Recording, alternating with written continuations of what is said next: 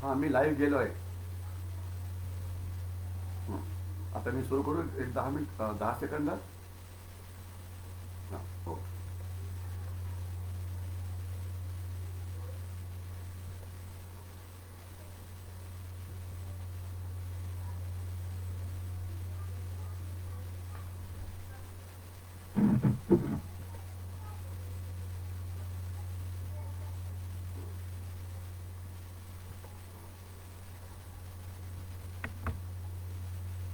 Okay. जय हिंद. मैं brigadier Hemant महाजन news Bharti Facebook live में आपका स्वागत करता हूं. आपको याद है कि हम लास्ट टाइम मिले थे पिछले मंडे को, जब हमने देश की सुरक्षा के कुछ पहलू के ऊपर बातचीत की थी. जैसे मैंने बताया था, ये हमारा एक बाई वीकली प्रोग्राम होने वाला है, जिसके अंदर देश की सुरक्षा के अलग अलग पहलू, जिसका हमारी देश की सुरक्षा के ऊपर असर होता है, उसकी हम बातचीत करेंगे. और ये प्रोग्राम हमारा हर मंडे और फ्राइडे को शाम को 6 से 6:45 तक चलने वाला है. ये हिंदी में होगा और इसके बाद 45 मिनट के बाद अगर आपके कुछ सवाल या सुझाव है तो हम इससे ज़रूर बातचीत में लेंगे. हमारा उद्देश्य ये है कि आम तौर पे एक भारतीय देशभक्त होता है, देश प्रेमी होता है, वो हमेशा सोचता है कि देश का कुछ भला हो. तो अगर हम आप सबकी दिमाग का इस्तेमाल करके अगर कुछ सुझाव तैयार कर सकते हैं, जिससे देश की सुरक्षा मजबूत हो सकती है, जिससे देश की आर्थिक प्रगति अच्छी हो सकती है, तो ये हमारे लिए अच्छी बात होगी. तो ये सभी चीज़ें हैं जिसके ऊपर हम बातचीत करेंगे. और आज जिस विषय के ऊपर हम बात करने वाले हैं, पिछले 4 दिन के अंदर जो कुछ महत्व की घटना देश में घड़ी, उसके ऊपर हम बात करेंगे. कुछ है चाइना के बारे में, कुछ है पाकिस्तान के बारे में, कुछ है कि देश के अंतर्गत जो इवेंट्स हैं, इसका असर हमारी सुरक्षा के ऊपर हो रहा है, कुछ है बाह्य घटक जिनका असर हमारी देश की सुरक्षा के ऊपर हो रहा है. तो हम शुरू करते हैं. पहले हमारे कुछ नेताओं को अभिवादन करते हुए, आज ही हमारे देश के राष्ट्रपिता श्री महात्मा गांधी, इनका जन्मदिवस है. और इतना ही नहीं तो हमारे पिछले प्राइम मिनिस्टर श्री लाल बहादुर शास्त्री, इनका भी जन्म दिवस है. तो इन दोनों को हम अभिवादन करते हैं. और मैं शुरुआत करते समय कुछ चीज़ें बताना चाहूँगा, इसलिए कि हमारा विषय देश की सुरक्षा है.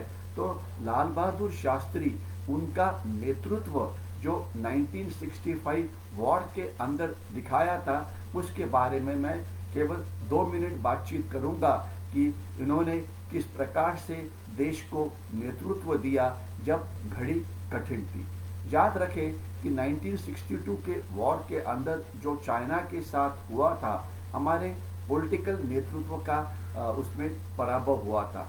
मैंने हमेशा बताया है कि ये जो पराभव था 62 वॉर का, ये इंडियन आर्मी का नहीं था, क्योंकि उस समय जो 4 लाख इंडियन आर्मी थी, उसमें से केवल 25 से 30 हजार इंडियन आर्मी ने इस लड़ाई में हिस्सा लिया, यानी कि less than 10% of Indian army available at that point of time.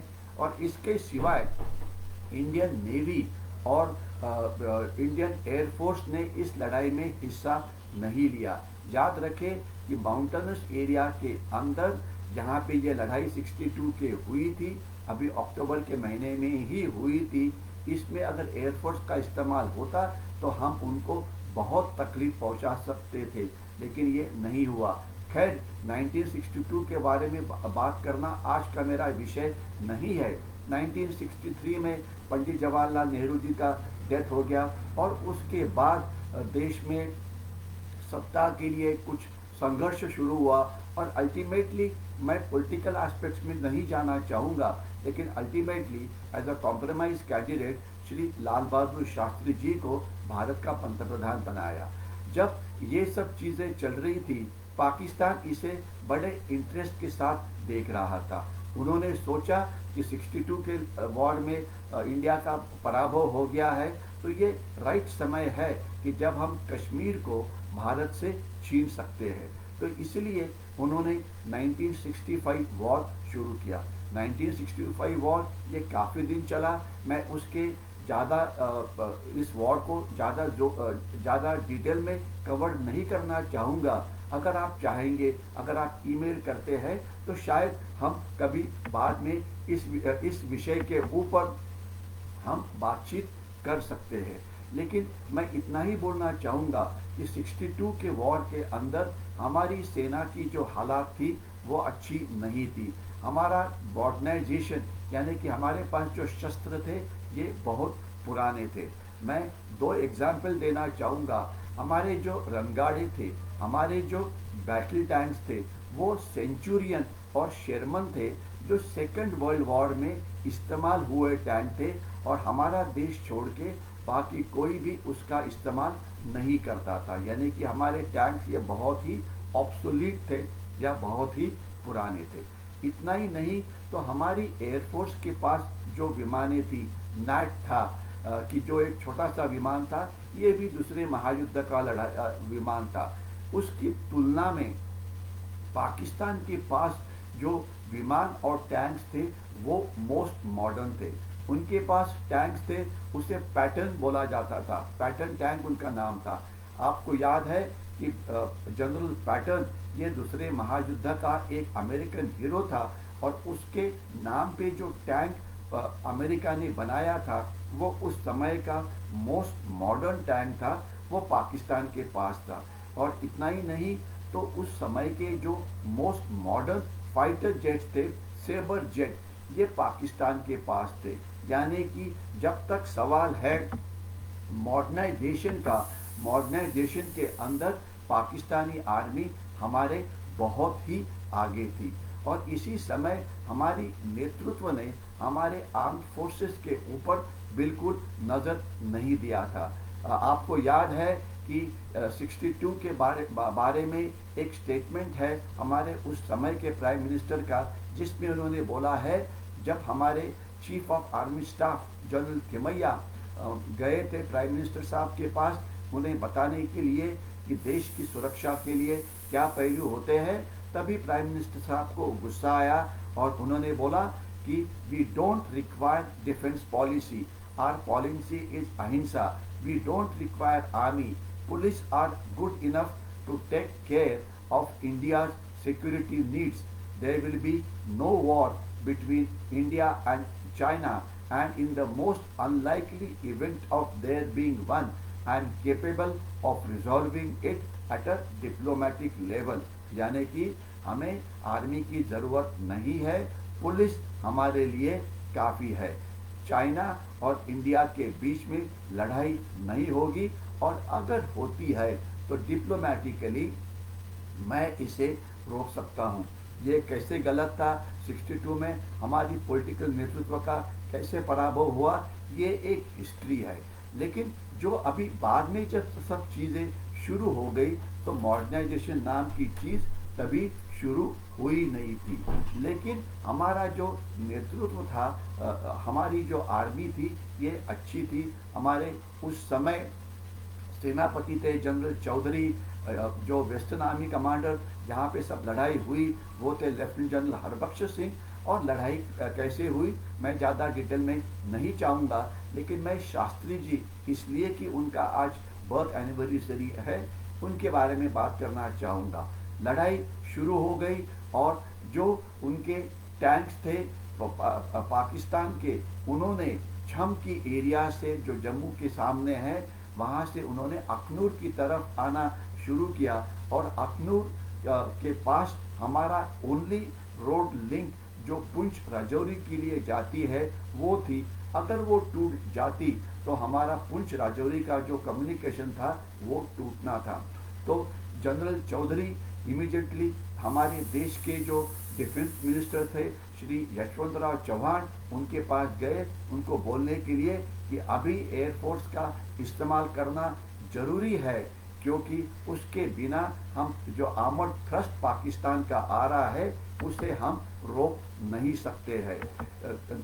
Yashwantrao Chauhan जी ने बोला कि अगर एयरफोर्स का इस्तेमाल करना है तो मुझे पार्लियामेंट को कन्वीन करना पड़ेगा, क्योंकि पार्लियामेंट के परमिशन के बिना हम ये नहीं कर सकते हैं।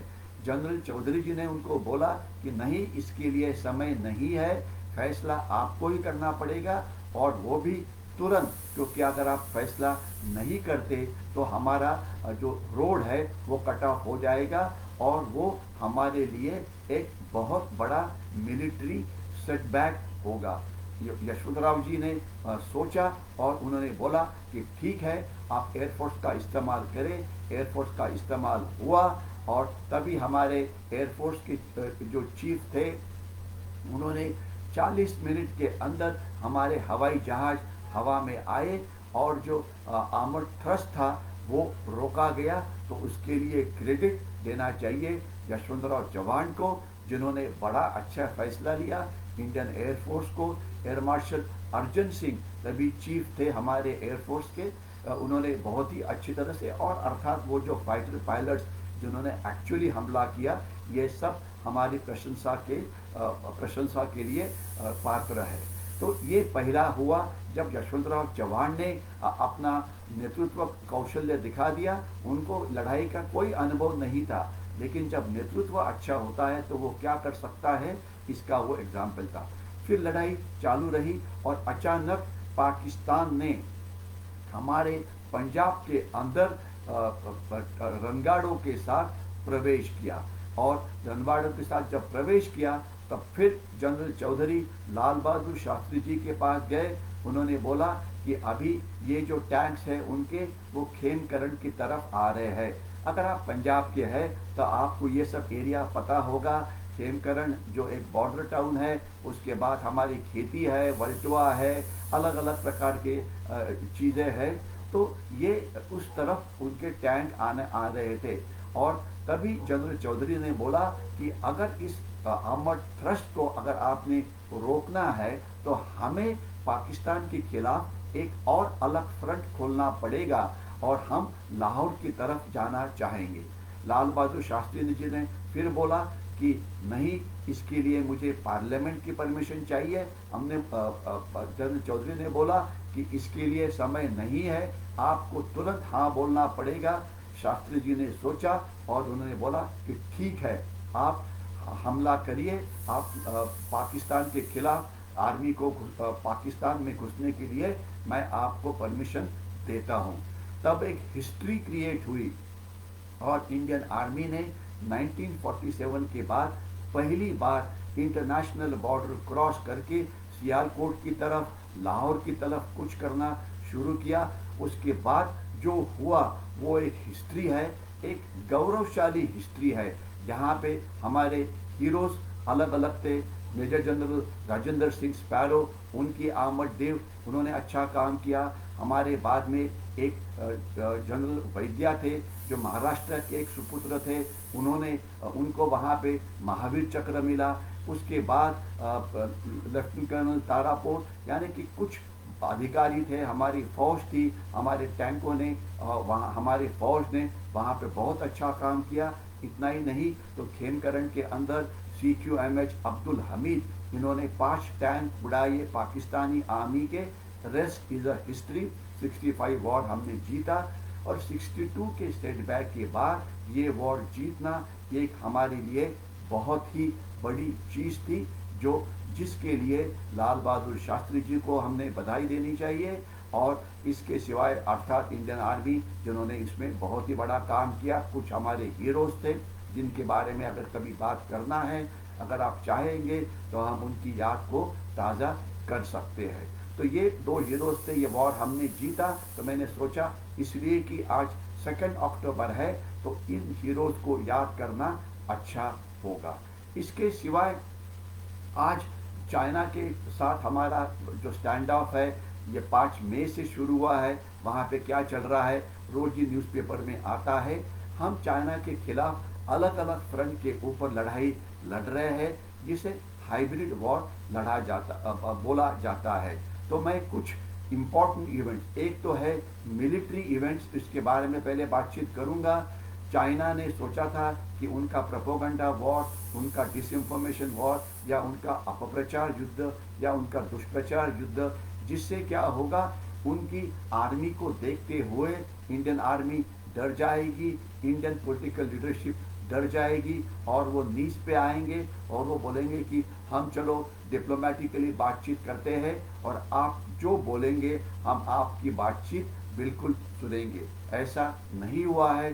जितना भी प्रोपेगेंडा वॉरफेयर चाइना ने अनलीश किया, उन्होंने अपने टैंक दिखाए, उन्होंने अपने एयरक्राफ्ट दिखाए, अपने हेलीकॉप्टर दिखाए, उनके 400-500 जो चाइनीज प्रेमी तज्ञ हमारे मीडिया में हैं, उन्होंने चाइना के बारे में आर्टिकल्स लिखे कि चाइना बहुत ताकतवर देश है, उनके पास बहुत टैंक्स है, उनके पास बहुत एयरक्राफ्ट है, उनके पास बहुत हेलीकॉप्टर्स है, उनकी सैन्य बहुत ज़्यादा है, उनकी आर्थिक ताकत बहुत ज़्यादा है।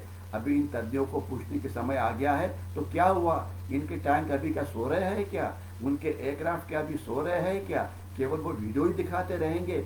एयरक्राफ्ट वालों का काम वीडियो दिखाना नहीं होता, केवल प्रोपेगेंडा करना नहीं होता। भैया आके लड़ो, लड़ाई तो अल्टीमेटली सोल्जर्स लड़ते हैं। ना इनके टैंक लड़ने के लिए तैयार है, ना इनके हेलीकॉप्टर्स लड़ने के लिए तैयार है, ना इनके एयरक्राफ्ट लड़ने के लिए तैयार है, ना इनके सोल्जर्स लड़ने के लिए तैयार है। तो किसको डरा रहे हो आप। और आपको पता है कि 14-15 जून को जब गलवान में लड़ाई हुई, हमने 100 से ज़्यादा चाइनीज़ सोल्जर्स को मारा है। इंडियन आर्मी 16 बिहार और उनके जो 7 ट्रुप्स थे, कर्नल बाबू वगैरह, उनको हमने बधाई देनी चाहिए, क्योंकि 1978 के बाद पहली बार चाइनीज़ खून बॉर्डर पे बहा हुआ है। 27 अगस्त को हमने चाइनीज आर्मी को एक और शॉक दिया, 28 को एक और शॉक दिया, 29 को हमने पेंगैंग्सो लेक के ऊपर की जो हाइट्स है वो ऑक्यूपाई की, जो गैप है चुशुल के सामने, वो हमने साउथ का पेंगैंग्सो लेक ये सिक्योर किया, जिससे चाइना को बड़ा धक्का लगा। तो ये आज मिलिट्री वॉर के बारे में इतना ही मैं बोलना चाहूँगा कि चाइना का प्रोपेगेंडा वॉर पूरा फेल हो गया। उन्होंने जितना भी आर्टिकल लिखे हमारे मीडिया में, उसका कोई असर नहीं हुआ।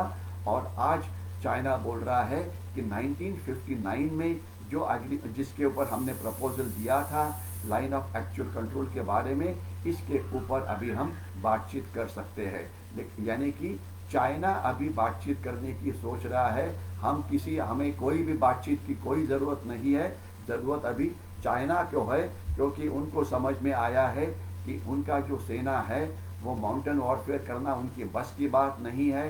विंटर वॉरफेयर में जब टेम्परेचर सब जीरो हो जाता है, -20, -25 डिग्री सेंटीग्रेड, -40, तभी वो लड़ना उनके बस की बात नहीं है।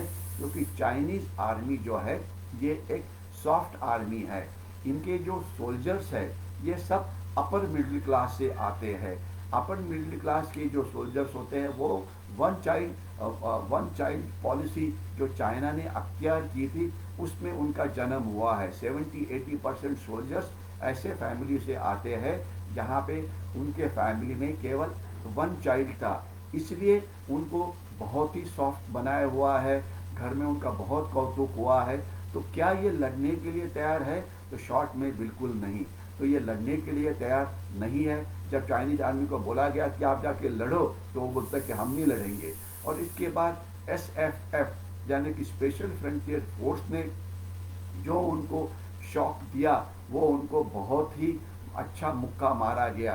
क्योंकि आज याद रखिए कि तिब्बत के अंदर 50 लाख तिब्बतन्स जो है चाइना ने उनको पूरे दबा के रखा हुआ है।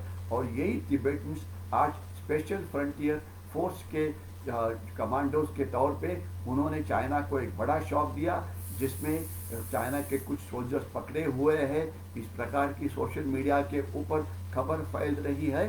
तो ये चाइना को बहुत ही बड़ा शॉक था,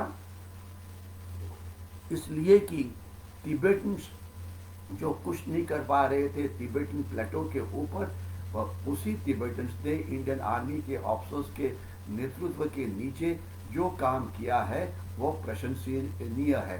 तो ये चाइना को बहुत ही बड़ा शॉक लगा हुआ है। तो ये मिलिट्री एस्पेक्ट के कुछ चीज़ें मैंने कवर करना शुरू कर दी। आज विंटर अभी अगर कुछ चाइना ने करना है तो अक्टूबर के महीने के आखिर में बर्फ़ पड़नी शुरू हो जाती है। लेकिन आज हमारी वहाँ पे तैयारी बहुत अच्छी है। हमारे रोड्स हमने अच्छी तरह से मेंटेन कर रखे हुए हैं। जो लद्दाख का जो मेंटेनेंस है ये 2 रोड से होता है। एक रोड है जो जम्मू से बनिहाल और पास से लेकर श्रीनगर में आता है। श्रीनगर से जोजिला पास से लेकर वाया द्रास वो कारगिल से वो लेह में जाता है। ये रोड हमेशा 6 महीने के खुला रहता है, बाकी बंद होता है। लेकिन इस समय हमने उसे ज़्यादा देर तक खुला रखा है। और जो ज़्यादा इम्पोर्टेंट चीज़ हुई वो है हमारा हिमाचल प्रदेश से आने वाले रोड। एक रोहतांग टनल से जाता था जो भी 6 महीने से खुला रहता था, वो वाया मनाली कुल्लू लेके वो लद्दाख में जाता था। लेकिन अभी हमने कुछ दिन ही पहले एक अटल बिहारी वाजपेयी टनल खोला हुआ है जो तकरीबन 9 किलोमीटर लॉन्ग टनल है। तकरीबन 15-16 हज़ार फीट इतने हाइट के ऊपर है ये टनल। इससे अभी लेह के साथ हमारा जो कम्युनिकेशन है ये ऑलमोस्ट 9 से 10 मंथ्स खुला रहेगा, जिससे आर्मी की वहाँ पे लड़ने की क्षमता ये बहुत अच्छी होगी। कारण आपको समझ में आना चाहिए, ये माना जाता है कि 1 टन सामान अगर आप लेह में पहुंचाना चाहते हो और आमतौर पर यह सब सामान वाया जम्मू या हमारे देश के इतर हिस्सों से आता है, वो कश्मीर में तैयार होता ही नहीं है। तो 1 टन सामान पहुंचाने की कीमत 1 लाख रुपया होती है अगर ये सामान बाय रोड जाता है। अगर यही सामान बाय हेलीकॉप्टर्स या बाय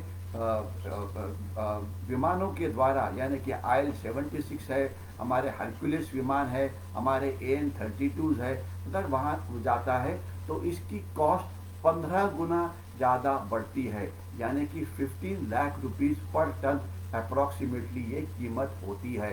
तो इसीलिए और आर्मी को एम्यूनिशन की ज़रूरत है, राशन की ज़रूरत है, पानी की ज़रूरत है। इसके सिवाय युद्ध का जो सामान होता है, तोहफे है, रंगाड़े है, उनके स्पेयर्स है, अलग अलग युद्ध की सामग्री की लड़ाई होती है। तो ये बाय एयर लाना बड़ा कॉस्टली होता है। और आज वहाँ पे उस सीमा के ऊपर हमारी जो सेना है नॉर्मली जितनी रहती थी लद्दाख में, उससे 3 गुना ज़्यादा सेना वहाँ पे पहुँची है। क्योंकि आज चाइना ने 50 से 60 हज़ार उनकी सेना लद्दाख के सामने LAC के ऊपर तैनात की है। सैकड़ों टैंक है, सैकड़ों आर्मर्ड पर्सनल कैरियर्स है। तो उसको तो फेस करने के लिए जितनी ज़रूरत है उतनी सेना हमने वहाँ पे लाई है, जो ऑलमोस्ट 3 गुना ज़्यादा है। तो इससे मेंटेन करना, अगर ये रोड जो अटल बिहारी वाजपेयी टनल है, मेरे ख्याल से अगले 2-3 दिन में हमारे प्राइम मिनिस्टर साहब इसकी इनॉग्रेशन करने वाले। एक बहुत ही वाइटली इम्पोर्टेंट सामरिक दृष्टि से, स्ट्रेटेजिक साइड से एक बहुत इम्पोर्टेंट टनल है, जिससे हमारे ट्रुप्स को वहाँ पे मेंटेन करने की जो क्षमता है वो अच्छी तरह से बनेगी। अभी वहाँ पे हमारे बंकर्स बने हुए हैं, वहाँ पे हमारा एम्यूनिशन स्टॉकिंग पूरा हुआ है, राशन स्टॉकिंग पूरा हुआ है, वाटर पॉइंट्स पूरी तरह से तैयार है। जहाँ वाटर पॉइंट्स नहीं कर सकते वहाँ पे पानी के लिए बोरवेल्स खुदा की हुई है। उसके बाद सेल्फ हेल्प बंकर्स बने हुए हैं। इसके सिवाय जो बर्फ़ में रहने के लिए जो चीज़ें चाहिए, यानी कि अकोमोडेशन सोल्जर्स को रहने के लिए, वो तैयार है। तो हमारी आर्मी आज एक लॉन्ग ड्रॉन वॉर के लिए बिल्कुल तैयार है। लेकिन चाइनीज आर्मी अभी वहां पे बैठ के रो रही है। शायद कुछ दिन पहले आपने देखा होगा कि एक दो वीडियोज आए थे कि कुछ चाइनीज सोल्जर्स बस में बैठे हुए थे। उनको बताया गया कि अभी आपकी ट्रेनिंग खत्म हो गई है और आपकी पोस्टिंग जो है वो इंडो चाइना बॉर्डर्स के ऊपर हुई है। जैसे ये बताया गया, सभी सोल्जर्स ने रोना शुरू कर दिया। ये वीडियो वायरल हो गया था सोशल मीडिया के ऊपर। मुझे भरोसा है कि ये वीडियो आपने देखा होगा, क्योंकि चाइनीज सोल्जर्स डर गए थे कि अभी इंडियन आर्मी के सामने आना पड़ेगा, फिर हमारी पिटाई होगी, फिर हमें वहाँ पे बहुत सब जीरो टेम्परेचर में रहना पड़ेगा, क्योंकि वो यूज टू नहीं है एक वॉर के लिए। क्योंकि अल्टीमेटली ये जो हाई एल्टीट्यूड का एरिया है, जहाँ पे हाइट 12-13-14 हज़ार फीट से ज़्यादा है, वहाँ पे टफ सोल्जर्स की ज़रूरत होती है, वहाँ पे कुशल नेतृत्व की ज़रूरत होती है, वहाँ फिजिकली फिट आपको सोल्जर्स चाहिए, वहाँ पे आपको एक्लेमेटाइज्ड सोल्जर्स की ज़रूरत होती है। इंडियन आर्मी के सोल्जर्स फिजिकली टफ है, मेंटली टफ है, लड़ने की उनकी ट्रेनिंग की क्षमता बहुत ही अच्छी है। आपकी इंफॉर्मेशन के लिए, इंडियन आर्मी के सोल्जर 15 साल के लिए आर्मी में काम करते हैं। एट द एज ऑफ 18 वो हमारे फौज में आ जाते हैं, 1 साल की ट्रेनिंग करते हैं और उसके बाद वो 18 से लेकर 33 साल तक ही उनको रखा जाता है। उसके बाद उनको निकाला जाता है, क्योंकि हमें आर्मी जो है वो एक यंग आर्मी चाहिए। लेकिन उसके तुलना में जो चाइनीज आर्मी है, वहाँ पे सोल्जर्स कोई आने के लिए तैयार नहीं होते। इसलिए वहाँ पर हर एक चाइनीज सिटीजन को सोल्जरिंग यानी कि आर्मी में आना ये कंपलसरी किया हुआ है। तो हर एक चाइनीज सिटीजन 3 साल के लिए उसे फौज में आना ही पड़ता है, यानी कि वो वॉलंटियर नहीं है, वो खुद अपने आप से वहाँ पे नहीं आए है। तो ये उनकी कमजोरी है। 1 साल उनका ट्रेनिंग में निकलता है, जिसमें से 9 महीने एक्चुअली मिलिट्री ट्रेनिंग होती है और 3 महीने पॉलिटिकल ट्रेनिंग, यानी कि वो ये जो पीपल्स लिबरेशन आर्मी है, ये हमारी इंडियन आर्मी देश की आर्मी है, लेकिन पीपल्स लिबरेशन जो आर्मी है ये पॉलिटिकल पार्टी यानी कि कम्युनिस्ट पार्टी की आर्मी है। आपको फर्क ये समझ में आना चाहिए कि एक पॉलिटिकल पार्टी की आर्मी और एक देश की आर्मी। आज हमारा पूरा देश हमारे आर्मी के पीछे खड़ा है। वो हालात चाइनीज आर्मी के पास नहीं है, क्योंकि पॉलिटिकल आर्मी अलग प्रकार की आर्मी होती है। तो ये 2 साल जब ये सोल्जर्स केवल फौज में नौकरी करने के लिए आते हैं, तो क्या वो सोल्जरिंग करेंगे या वो अपना इसके बाद 2 साल के बाद जब फौज के बाहर जाएंगे तब क्या करना, इसके ऊपर कॉन्सेंट्रेट करेंगे। ऑब्वियसली 2 साल के बाद जब उनको फौज बाहर निकालेगी तब उनकी क्या हालात होगी, उन्हें रोटी कपड़ा मकान की लड़ाई किस तरह से जीतनी पड़ेगी, इसके ऊपर उनका जो ध्यान है ये पूरा आकर्षित होता है। तो इसलिए वो लड़ाई के लिए तैयार नहीं होते हैं। और आपको याद होना चाहिए कि जब गलवान में चाइनीज आर्मी को शॉक लगा, तो उसमें उस समय जो चाइनीज जनरल थे उन्हें चाइनीज आर्मी ने सैक कर दिया। तो ये मैंने कुछ मिलिट्री फ्रंट्स की बात की। अभी ये जो स्टैंड ऑफ है ये बहुत दिन चलने वाला है। इंडियन आर्मी उसके लिए तैयार है। बस अभी पूरी देश ने हमारे सेना के पीछे खड़ा रहना चाहिए। सभी पॉलिटिकल पार्टीज ने उनके पीछे खड़ा होना चाहिए। दुर्दैव की बात, अभी राज्यसभा और लोकसभा का सेशन हुआ। मैं सोच रहा था कि सभी पॉलिटिकल पार्टी इकट्ठा होके एक रिजोल्यूशन पास करेगी कि ये जो कोरोना वायरस है, ये जो चाइनीज वायरस है, या जिसे कोविड-19 बोला जाता है, जिससे हमारे 1 लाख इंडियंस मारे गए हैं, हमारी जो अर्थव्यवस्था का इतना नुकसान हुआ है जितना 50 साल में कभी नहीं हुआ था। तो सभी पॉलिटिकल पार्टीज ने आके रिजोल्यूशन पास करना था कि चाइना को ये जितने भी हमारे इकोनॉमी में लॉसेस हुए हैं ये भरपाई करना कंपलसरी होगा। तब तक हम चाइना के साथ कोई भी संबंध नहीं रखेंगे। हम चाइनीज गुड्स को 100% बॉयकॉट करेंगे। लेकिन ये रिजोल्यूशन पास नहीं हुआ।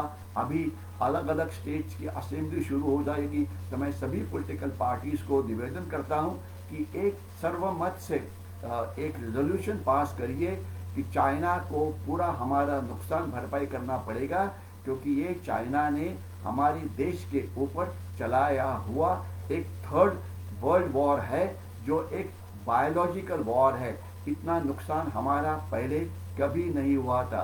दुनिया का भी अर्थात काफी नुकसान हुआ है, लेकिन दुनिया के बारे में हम क्यों बात करें। तो चाइनीज के ऊपर पूरी देश ने इकट्ठा होकर प्रेशर डालना चाहिए। आज ये जो चाइनीज वायरस की लड़ाई कब जीतेंगे कोई नहीं बोल सकता। उसके लिए क्या करना चाहिए, गवर्नमेंट काफी कुछ कर रही है। तो हम सब सोल्जर, हम सब इस लड़ाई में सोल्जर्स है। और जो चीजें बताई है, फिजिकल डिस्टेंसिंग है, मास्क का डालना है, इम्यूनिटी बढ़ाना है, ये हजारों बार सरकार बताते रहती है, तो उसे हमने ठीक तरह से इम्प्लीमेंट करना चाहिए। तो मुझे भरोसा है कि हम ये करेंगे। तो ये बायोलॉजिकल महायुद्ध जो चाइना हमारे खिलाफ लड़ रहा है, इसे जीतने में अभी हमें और काफी समय लगने वाला है। अभी मैं आर्थिक युद्ध की बात करूंगा।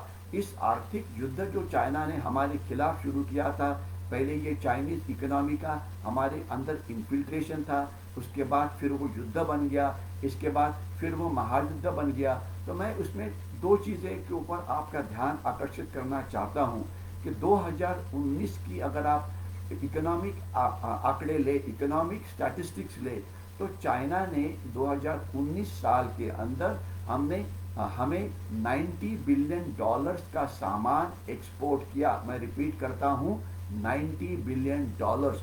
और हम चाइना को केवल 12 बिलियन डॉलर्स का सामान बेच पाए। यानी कि इंपोर्ट और एक्सपोर्ट में 7 या 8 गुना ज्यादा फर्क था, जिससे चाइना को बहुत प्रॉफिट हुआ, जिससे चाइना की इकोनॉमी स्ट्रांग हो गई, जिससे चाइना का डिफेंस बजट काफी बढ़ा, जिससे उन्होंने लद्दाख में अतिक्रमण किया। यानी कि लद्दाख का जो अतिक्रमण है, उसके लिए फाइनेंस किसने किया? तो हमारे जैसे भारतीयों ने, जो अभी भी चाइनीज चीजें खरीद रहे हैं। मैं एक बार आपको फिर याद दिलाता हूं कि 100% चाइनीज चीजों के ऊपर बॉयकॉट करो। हमने आत्मनिर्भर होना चाहिए। हमारी इकोनॉमी हमने चाइनीज इकोनॉमी से डीकपल करनी चाहिए, और वो हो रहा है। अभी गणेश चतुर्थी हुई, जो महाराष्ट्र में एक बहुत बड़ा फेस्टिवल है, वहां पे हमने कोई चाइनीज चीजें नहीं खरीदी। इसके बाद रक्षाबंधन हुआ, लास्ट टाइम हमने 4000 करोड़ की राखी चाइना से आयात की थी, इस समय वो नहीं हुआ। और अगर लेटेस्ट फिगर अगर आप देखें, तो उसमें हमारी जो इंपोर्ट थी, उसमें 27% कमी आई है। यानी कि मैं हर एक नागरिक को बधाई देना चाहता हूं, भारतीय देशभक्त नागरिकों को, कि जिन्होंने चाइना के ऊपर एकदम आर्थिक बॉयकॉट डाला है, चाइनीज चीजों के हम बॉयकॉट कर रहे हैं, उसका नतीजा सामने आया है। हम ये आर्थिक लड़ाई का एक राउंड चाइना के साथ जीत गए हैं। चाइना को समझ में आया है कि भारत के नागरिकों को इस प्रकार से दबाव उनके ऊपर नहीं डाला जा सकता। वो देशभक्त है और वो देश के लिए चाइना के ऊपर आर्थिक बॉयकॉट डाल रहे हैं। अभी आगे आने वाले दिनों में ये दिवाली है, दशहरा आने वाला है। तो एक बार मैं फिर रिपीट करता हूं कि एक नया पैसा का भी चीज हमने चाइना से नहीं खरीदना है। चाइना को इस प्रकार से हिट करना है कि ताकि वो याद रखे और वो हमारे इंडियंस का पांव पकड़े कि भैया हम चुपचाप से वापस चले जाते हैं, हम आपने जो एलएसी बोलेंगे वो हम मानेंगे। हम चाइना के ऊपर तब तक बॉयकॉट डालते रहेंगे जब तक वो लाइन ऑफ एक्चुअल कंट्रोल को फॉर्मलाइज नहीं करते, जब तक वो लद्दाख से वापस नहीं जाते, तब तक चाइना के ऊपर बॉयकॉट करना चाहिए। इसमें आप सब सोल्जर्स हैं जो अभी मुझे सुन रहे हैं, इन्होंने ये मैसेज हर एक इंडियन को देना चाहिए। अभी भी हमारे कुछ कॉरपोरेट है जो चाइना के चक्रव्यूहों में अटके हुए हैं, उनको बोलो कि अगर आप चाइना के साथ रहेंगे तो हम आपका कोई प्रोडक्ट नहीं लेंगे। अभी भी हमारे कुछ व्यापारी है, उन्होंने हजारों करोड़ का सामान पहले से ही चाइना से ला के रखा था, ये इलेक्ट्रॉनिक डिवाइसेस वगैरह के जो व्यापारी है उनके दुकान अभी भी जो पहले से सामान चाइना से लाया था उससे भरे हुए हैं। तो कोई भी इलेक्ट्रॉनिक का सामान चाइना से मत लो, वो लैपटॉप हो, वो मोबाइल हो या कुछ भी हो, क्योंकि हमने चाइना के ऐप्स तो बैन कर लिए, लेकिन हार्डवेयर और सॉफ्टवेयर चाइना का अभी भी 100% निकला नहीं है हमारी सिस्टम से। क्योंकि अगर आप चाइना का लैपटॉप इस्तेमाल कर रहे हैं, अगर आप चाइना का मोबाइल इस्तेमाल कर रहा है, तो आपने अपने पैसा दे के एक चाइनीज गुप्तहेर, एक चाइना स्पाई को अपने घर में रखा हुआ है, तो आपकी इंफॉर्मेशन चोरी हो रही है। और कुछ दिन पहले की बात है, आपको पता है कि 10,000 इंपॉर्टेंट इंडियंस का डेटा चाइनीज चुरा रहे थे, क्योंकि वो आपके मोबाइल का कैमरा एक्टिवेट कर सकते हैं, आपकी मोबाइल के ऊपर आपकी बातचीत सुन सकते हैं, आपका डेटा चोरी कर सकते हैं, और वो कर रहे हैं। उन्होंने हर एक प्रकार के बग्स डाले हुए हैं उनके हार्डवेयर के अंदर, उनके सॉफ्टवेयर के अंदर, उनके ऐप्स के अंदर। तो बी इंडियन बाय इंडियन, और हर एक चाइनीज चीज के लिए ऑल्टरनेटिव अवेलेबल है। ये किसी को भी आपको बोलने मत दो कि चाइना के सिवाय हम जी नहीं सकते हैं। और अच्छी खबर यह है कि हमारा जो एक्सपोर्ट है इस क्वार्टर में 5% से बढ़ा हुआ है। तो ये एक बहुत ही अच्छी बात है जिससे हमारी इकोनॉमी अभी टेक ऑफ होने वाली है। अभी जितने कंट्रोल्स लगाए गए थे वो अभी सभी निकले हुए हैं। तो अभी हर एक ने हार्ड वर्क करने की ज़रूरत है। आप जिस सेक्टर में काम कर रहे हैं, एंटरप्रेनर हो, इंडस्ट्रियलिस्ट हो, तो आपने वर्ल्ड क्लास बनने की ज़रूरत है, ताकि हमारी इकोनॉमी एफिशिएंट हो और प्रॉस्पर हो। तो अभी चाइना बोल रहा है कि 1959 की क्लेम लाइन जो थी उसके ऊपर हम नेगोशिएशंस करते हैं, लेकिन हमने इसके ऊपर नेगोशिएशंस नहीं करना चाहिए। और इंडियन आर्मी जहाँ जहाँ पे अभी तैनात हुई है वहाँ से वापस नहीं आनी चाहिए जब तक चाइना पूरा अपना जो 5 मई की पहले की जो पोजीशन है वहाँ पे वापस नहीं जाता, तब तक चाइना के ऊपर खिलाफ लड़ाई हमारी शुरू ही रहनी चाहिए। लेकिन आज हमारे देश में कुछ लोग ऐसे हैं कि जो पैसे के लिए बिक जाते हैं। आज ही मैं एक न्यूज़पेपर पढ़ रहा था, वो इंग्लिश में न्यूज़पेपर था, और जब मैंने उसको पढ़ना शुरू कर दिया तो एक पूरा पेज चाइना के बारे में न्यूज़ थी कि चाइना कितना अच्छा है, उनकी इकोनॉमी कितनी अच्छी है, कितने अच्छे लोग हैं कि वो अभी पूरी दुनिया को वैक्सीनेशन देने वाले हैं। मुझे लगा कि शायद चाइना का जो न्यूज़पेपर है ग्लोबल टाइम्स, उसे मैं पढ़ रहा हूँ, लेकिन दुर्दैव की बात यह है कि ये ग्लोबल टाइम्स न्यूज़पेपर नहीं था, ये इंडियन न्यूज़पेपर था जो चाइना की प्रेस कर रहा था। अभी ये जो इंडियन न्यूज़पेपर, जो हमारे कुछ इंग्लिश न्यूज़पेपर बिके हुए हैं कि जो चाइना की जो कम्युनिस्ट पार्टी है उनकी एनिवर्सरी है इसलिए वो स्पेशल सप्लीमेंट ला रही है, इनको कुछ देश की सुरक्षा का कुछ लेना देना है कि नहीं? उनको लगता नहीं है कि जिन्होंने हमारे सोल्जर्स को मारा है जो हमारी पैंडेमिक जो चल रही है कोरोना की या चाइनीज वायरस की, जिसमें 1 लाख इंडियंस मारे गए हैं, हमारी इकोनॉमी को उद्ध्वस्त किया गया है, इस चाइनीज कम्युनिस्ट पार्टी को हम प्रेस कर रहे हैं? क्या ये पैसे के लिए इतना बेचे जा सकते हैं ये न्यूज़पेपर्स? मैं इनके नाम नहीं लेना चाहता हूँ, ये इंग्लिश न्यूज़पेपर्स है, आप पढ़िए कि ये क्या चाइना की भाषा बोलते हैं। आज 400-500 इंडियंस है जो चाइना के बारे में आर्टिकल लिखते हैं। आज ही एक आदमी का आर्टिकल एक बड़े इंग्लिश लैंग्वेज न्यूज़पेपर में पब्लिश हुआ है, जिसमें वो बोलता है कि उसकी भाषा पूरी चाइनीज की, वो बोलता है कि इंडिया और चाइना के बीच में वॉर होगा तो अमेरिका इंडिया की मदद नहीं करेगा। ये एक पेड आर्टिकल है, किसी को भी समझ में आना चाहिए। और एक पत्रकार को पकड़ा भी गया है जो चाइना के बारे में आर्टिकल्स लिखता था, ये बताते हुए कि किस प्रकार से वो हमें मदद करते हैं, जो कितने अच्छा देश है, हमने उनके साथ कैसे इकोनॉमी बढ़ाना चाहिए। उसे हर एक आर्टिकल लिखने के लिए $1,000 मिलते थे।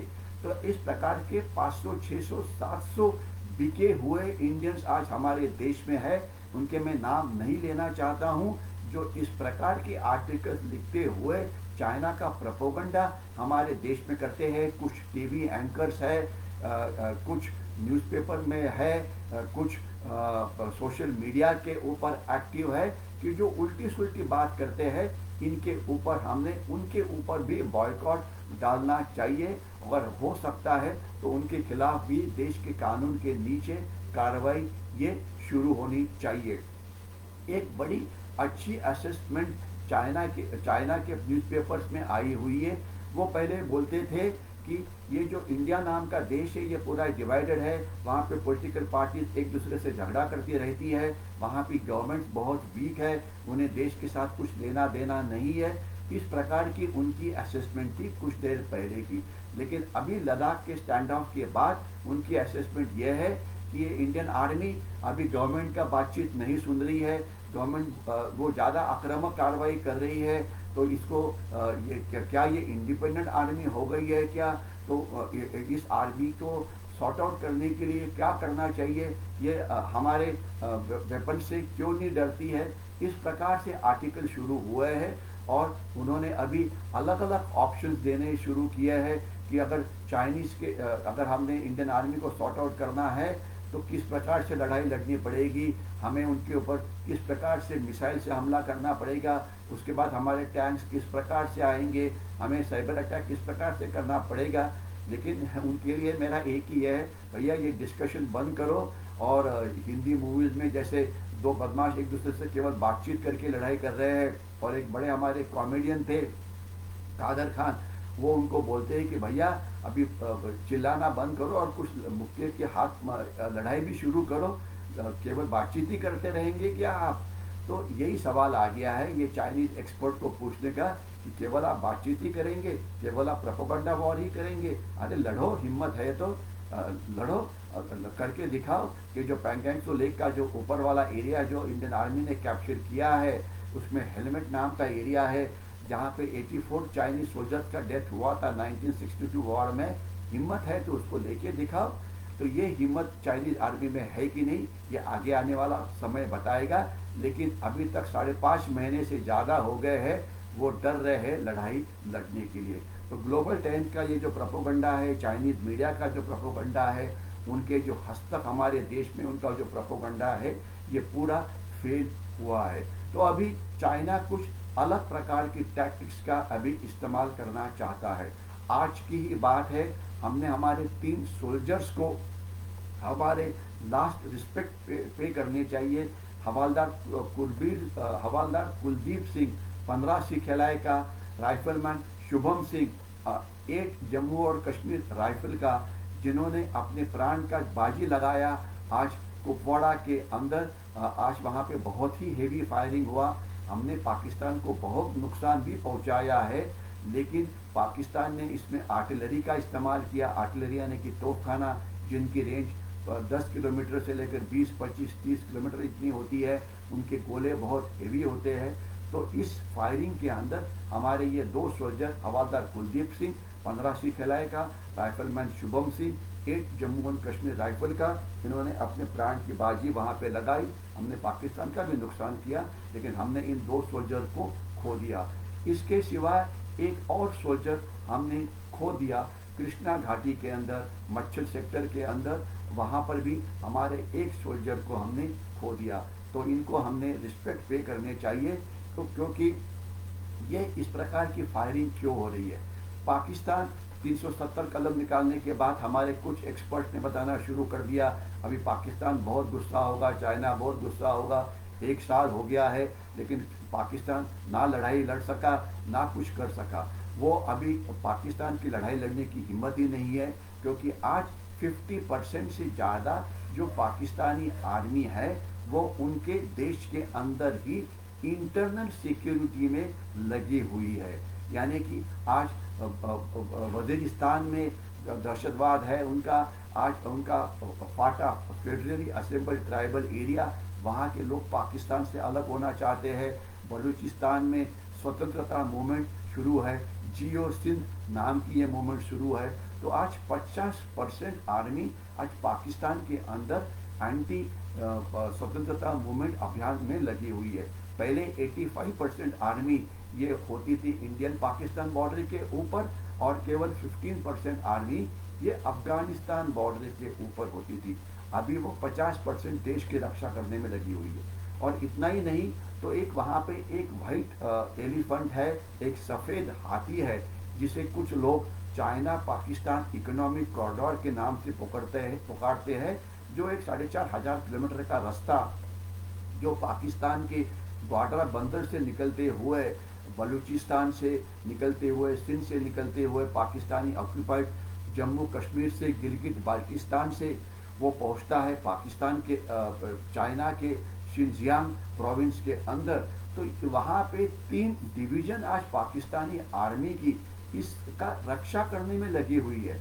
और इस रोड की जो कैपेसिटी है उसका 1% भी कैपेसिटी पाकिस्तान इस्तेमाल नहीं कर सकता, क्योंकि पाकिस्तान का सबसे बड़ा जो ऑक्यूपेशन है वो है दहशतवाद। तो दहशतवाद के लिए लड़ाई की कोई ज़रूरत नहीं है। और उसके बाद ये रोड पहुंचता है शिनजियांग के अंदर। वहाँ पे 2 करोड़ जो उइगर मुस्लिम है वो उन्हें चाइना ने दबा के रखा हुआ है। 20 लाख से ज़्यादा उइगर मुस्लिम आज पाकिस्तान की जेल के अंदर है। तो ये रोड का क्या इस्तेमाल होगा? तो जितना भी $60 बिलियन का जो पैसा खर्चा कर रहे हैं चाइना पाकिस्तान में, वो तो डूब गया है। और आज $6.5 ट्रिलियन का पैसा चाइना ने वन बेल्ट वन रोड या बेल्ट एंड रोड इनिशिएटिव या ओबोर्ड जिसे बोला जाता है उसमें लगाया हुआ है। उसमें से उनको एक ढेला भी नहीं मिल रहा है। तो इससे बड़ा साफ है कि चाइना की इकोनॉमी को एक हालात अभी काफ़ी खस्ता हो गई है। और इसे और खस्ता करने में पाकिस्तान मदद कर रहा है, क्योंकि वो कुछ पैसा देने के लिए तैयार नहीं है। इमरान खान ने बोला है कि जितना भी आपने हमें लोन दिया है हम उसमें से एक पैसा भी आपको वापस दे नहीं सकते हैं, क्योंकि आज पाकिस्तान का हालत इतना खस्ता है कि वो लोन क्या लेगी, लोन क्या देगी, वापस करेगी। वो केवल लोन ले सकती है, लोन वापस करने में उनकी क्षमता नहीं है। तो इसलिए अभी चाइना और पाकिस्तान की टैक्टिक्स बदली हुई है। अभी पाकिस्तान फौज का इस्तेमाल करते हुए केवल LOC के ऊपर फायरिंग कर रहा है, जो आज हुआ है, जिसमें हमने हमारे 3 सोल्जर्स गंवाए हुए हैं।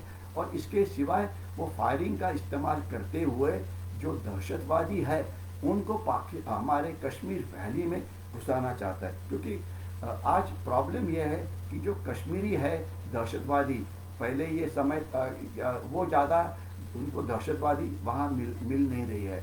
और जो कश्मीरी दहशतवादी वो लश्कर तोयबा में हो या जैश मोहम्मद में हो या हिजबुल मुजाहिद में हो, वो बहुत ही सॉफ्ट है, वो अर्बन बेस्ड लोग हैं।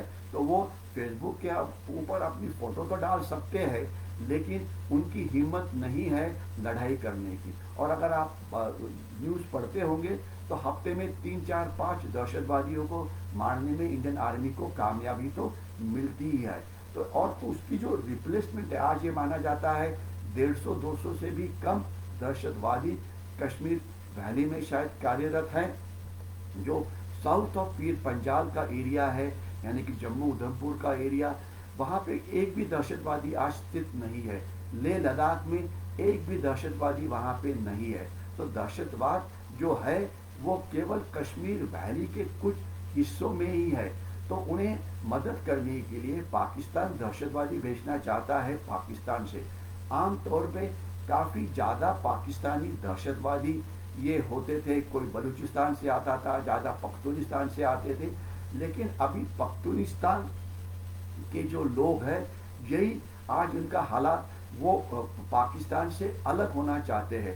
और आज मेरे पास पाकिस्तान के बारे में ज़्यादा बातचीत करने के लिए समय नहीं है, लेकिन एक समय था 1947 में पख्तूनिस्तान के जब सब टॉलेस्ट लीडर थे खान अब्दुल गफ्फार खान, उनका स्टेटमेंट है वो कभी भी पाकिस्तान में नहीं जाना चाहते थे। 47 के अंदर वो हिंदुस्तान में आना चाहते हैं, लेकिन वो नहीं आए, उनका विश्वासघात किया गया।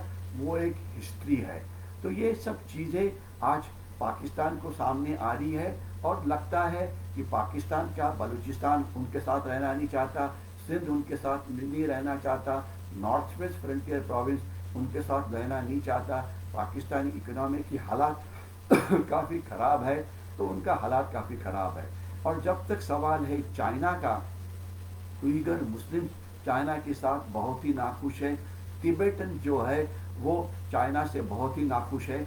और आज चाइना का नंबर 1 दुश्मन आज इंडिया नहीं है, बल्कि उनका नंबर 1 दुश्मन है उनके खुद के लोग। वो आज ताइवान को ऊपर कब्जा करना चाहते हैं। आपको पता होना चाहिए कि चाइना की जो पॉपुलेशन है 90% पॉपुलेशन ये हन चाइनीज है, और 10% पॉपुलेशन है वो चाइनीज माइनॉरिटीज है, या वो तिब्बतन माइनॉरिटीज 50 लाख हो, या उइगर मुस्लिम्स जो तकरीबन 2 करोड़ के आसपास हो, या मंगोलियंस की जो मंगोलिया के साथ जाना चाहते हैं वगैरह वगैरह। तो ये 10% है, ये नॉन हन चाइनीज है। और हन चाइनीज जो है वो उनके भी जो लोग हैं, जो मिडिल क्लास के लोग हैं, अभी आप देखेंगे हांगकांग में तो मेजॉरिटी ये हन चाइनीज है, लेकिन वो हन चाइनीज वहाँ नहीं, हांगकांग वाले चाइना में आना चाहते। ताइवान में जो लोग हैं वो प्रॉपर हन चाइनीज है, यानी कि मेनलैंड चाइना से है, लेकिन वो भी चाइना में शामिल होना नहीं चाहते। और चाइना अभी ताइवान को दम दे रहा है कि हम उनके ऊपर हमला करेंगे, लेकिन फिर वही एक कॉमिकल सिचुएशन है कि वो बातचीत कर रहे हैं, अपने विमानों को हवा में उड़ा रहे हैं, लेकिन उनकी वहाँ पर भी हमला करने की काबिलियत या हिम्मत नज़र नहीं आ रही है। और आपको पता है कि आज अमेरिका ने उनके 2 न्यूक्लियर प्रोपेल्ड एयरक्राफ्ट कैरियर्स ये साउथ चाइना में लाके रखे हुए हैं, ताकि अगर ताइवान के साथ लड़ाई होती है तो ताइवान को मदद करने के लिए। इतना ही नहीं, तो अमेरिका ने उनके जो सबसे बड़े स्टेल्थ बॉम्बर्स है, जिसे B-2 बॉम्बर्स बोला जाता है, बहुत बड़ा विमान है जो आक्रमण करने के लिए जिसका इस्तेमाल होता है, ये विमान आज दिगो गार्सिया में इंडियन ओशन में लाके रखे हुए हैं, ताकि वो ताइवान को मदद करेंगे। इतना ही नहीं, तो आज जापान ने अपना जो बजट है ये सबसे ज़्यादा बनाया। जापान के प्राइम मिनिस्टर अभी 1 हफ्ता पहले ही बदले हुए हैं, और जो नए प्राइम मिनिस्टर आए वो भारत के बड़े अच्छे दोस्त हैं। और वो उन्होंने क्या किया, तो उन्होंने बोला कि हम हमारा बजट सबसे ज़्यादा बढ़ाएंगे सेकेंड वर्ल्ड वॉर के बाद। ऑस्ट्रेलिया भी चाइना के साथ नाखुश है। तो ये इन देशों के बारे में मैं क्यों बातचीत कर रहा हूँ, क्योंकि हमारे एक विद्वान थे आर्य चाणक्य। हमारे आर्य चाणक्य ने एक जो चाइना के विद्वान थे जिन्होंने लड़ाई के बारे में लिखा था, उनको सुनझू बोला जाता है। तो हमारे आर्य चाणक्य ने सुनझू का पराभव कर दिया है। सुनझू ने बात की थी प्रोपेगेंडा वॉरफेयर की, सुनझू ने बात की थी लड़ाई किए बिना लड़ाई कैसे जीत दी जाए, लेकिन सुनझू की जो लड़ाई के जो नियम है, जो टैक्टिक्स है, जो स्ट्रैटेजी है, इंडिया के खिलाफ फेल हो गई है। लेकिन हमारे जो आर्य चाणक्य हैं उनकी जो टैक्टिक्स है, उन्होंने बोला था कि शत्रु के शत्रु जो शत्रु के शत्रु होते हैं वो आपके मित्र होते हैं। चाइना का शत्रु है साउथ कोरिया, चाइना का शत्रु है साउथ ईस्ट एशिया के देश, चाइना का शत्रु है ऑस्ट्रेलिया, चाइना का शत्रु है जापान, ये सब हमारे मित्र है। तो आर्य चाणक्य ने जो बोला था उसके मुताबिक हम उनके साथ दोस्ती बना रहे हैं। अभी हम अगले 2 मिनट में रुकने वाले हैं, और अगर कुछ सवाल आपसे होंगे तो हम थोड़ी बातचीत करेंगे। तो नेक्स्ट पॉइंट मेरा मुद्दा ये है कि चाइना के खिलाफ पूरी दुनिया को इकट्ठा करने में हमें काफ़ी कामयाबी मिली है। तो चाइना की लड़ाई करने की क्षमता जरूर है, लेकिन इंक्लिनेशन या इंटेंशन नज़र नहीं आ रहा है। फिर भी इंडियन आर्मी लड़ाई के लिए तैयार है। अभी चाइना जो चीज़ें कर रही है वो ये है कि वो अल बदर नाम की जो दहशतवादी संगठना है उनको एक्टिवेट करके वो हमारे देश में लद्दाख में दहशतवाद फैलाना चाहती है। पाकिस्तान की मदद लेते हुए वो दहशतवाद बढ़ाना चाहती है। और अभी लेटेस्ट खबर आपको पता होना चाहिए कि कुछ दहशतवादियों जो पकड़े गए हैं या जो मारे गए हैं उनके पास चाइना मेक की जो राइफल्स है ये पकड़ी गई हुई है, जिनके ऊपर चाइना की जो कंपनी है उन कंपनी के उनके ऊपर मार्किंग है। जो चाइना की राइफल है उसे 97 NSR नाम की राइफल ये चाइना से जो आई है वो पकड़ी गई हुई है। और ये बनाता कौन है? एक नोरिनको नाम की चाइना की कंपनी। अभी आपको सवाल होगा कि चाइना अगर दहशतवादियों को जो काम कर रहे हैं कश्मीर में अगर हथियार दे रहा है तो वो AK-47 क्यों नहीं देता, वो ये राइफल क्यों दे रहा है और उसके ऊपर नेरिनको का स्टैम्प क्यों लगा है, ये चाइना बना हुआ है, ये क्यों दिखाना चाहता है? ये चाइना का एक फिर प्रोपेगेंडा वॉर है कि देखो हमारी राइफल्स अभी हम दहशतवादियों को दे रहे हैं, लेकिन मुझे भरोसा है कि ये जो उनकी जो राइफल है चाइनीज टॉयज के मुताबिक ज़्यादा अच्छी काम नहीं करती है, ये कामयाब नहीं होगी ठंडे मौसम के अंदर या कश्मीर के अंदर, तो दहशतवादी उसे वैसे भी इस्तेमाल नहीं करेंगे, उनको AK-47 राइफल ज़्यादा अच्छी लगती है। तो ये चाइना एक प्रोपेगेंडा कर रहा है कि हम आपके दहशतवादियों को शस्त्र पुरौठा कर रहे हैं, लेकिन ये बात सही है कि चाइना दहशतवादियों को शस्त्र पुरौठा करना तो इतना इम्पोर्टेंट नहीं है, क्योंकि शस्त्र जो होता है एक, अगर आप एक राइफल ले लो तो वो 20-25 साल उसकी लाइफ होती है, लेकिन जिसकी ज़रूरत होती है वो है एम्यूनिशन, यानी कि गोलियां, क्योंकि एक गोली अगर फायर हो जाती है तो उसको आप रीयूज या रिसाइकल नहीं कर सकते। तो आज चाइना साउथ ईस्ट एशिया के जो क्राइम सिंडिकेट्स है उनके थ्रू हमारे जो नक्सलवादी है और माओवादी है उनको मदद करने की कोशिश करता है, तो हमारी सागरी सुरक्षा को और मजबूत करना पड़ेगा। इसके सिवाय नॉर्थ ईस्ट में वो इंसर्जेंसी को बढ़ाना चाहते हैं, तो हमें म्यांमार में जाके सर्जिकल स्ट्राइक करना पड़ेगा। और अच्छी बात यह है कि जो नागा बंडखोर है शायद उनके साथ आगे आने वाले दिनों में एक सीज फायर हो एक करार हो जाएगा, जिससे वो मेन स्ट्रीम में शामिल हो जाएंगे। यानी कि अभी मैं रुकने वाला हूँ। तो ये चाइना का जो ये हाइब्रिड वॉर चल रहा है उसे हमने आर्थिक वॉर में हमने 2 राउंड जीत लिए है, मिलिट्री वॉर में हमने 3 राउंड जीत लिए है, प्रोपेगेंडा वॉर चाइना का फेल हुआ है। तो हम अच्छी तरह से लड़ाई लड़ रहे हैं चाइना के साथ, लेकिन मेरा कहने का मतलब ये नहीं है कि चाइना वापस जा रहा है। चाइना ने अभी हमें बहुत तंग करना है, बहुत उन्होंने ताकत का इस्तेमाल करना है, तो हमने चाइना के साथ एक लंबे लड़ाई के लिए तैयार होना चाहिए, क्योंकि ये एक क्लैश ऑफ सिविलाइजेशन है। तो इसलिए हम इसके लड़ाई का जो तरीका चल रहा है इसके बारे में हर हफ्ते में बातचीत करते रहेंगे। आप सब लोग इसे सुनिए, देखिए, ज़्यादा से ज़्यादा लोगों के साथ उसे शेयर करिए। ये बाद में हमारे YouTube के ऊपर भी अपलोड हो जाएगा, उससे लिंक को शेयर करिए, उसे लाइक करिए, ताकि अच्छी खबर और करेक्ट खबर ज़्यादा से ज़्यादा लोगों के पास पहुंच सके। तो अभी मैं यहाँ पे रुकने वाला हूँ, मुझे यहाँ पे कोई सवाल नज़र नहीं आ रहे हैं, तो मेरे ख्याल से रुकने का समय आया है। अगर आपको कोई भी क्वेरीज है ऑफेंसिव डिफेंस के बारे में या चाइना के साथ हम कैसे लड़ रहे इसके बारे में, तो आप हमें न्यूज़ भारती के उसके ऊपर ईमेल ज़रूर भेज सकते हैं, जिसका हम जवाब देने के लिए तैयार है।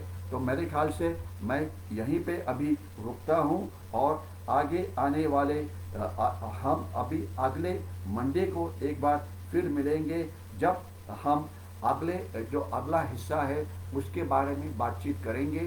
तब तक मैं आपसे विदा लेता हूँ, और आपको ये बोलना चाहता हूँ कि हमारे फेसबुक लाइव को लाइक करिए और ज़्यादा से ज़्यादा लोगों के साथ शेयर करिए। और मैं आपको विदा लेता हूँ, मैं रुकता हूँ। जय हिंद।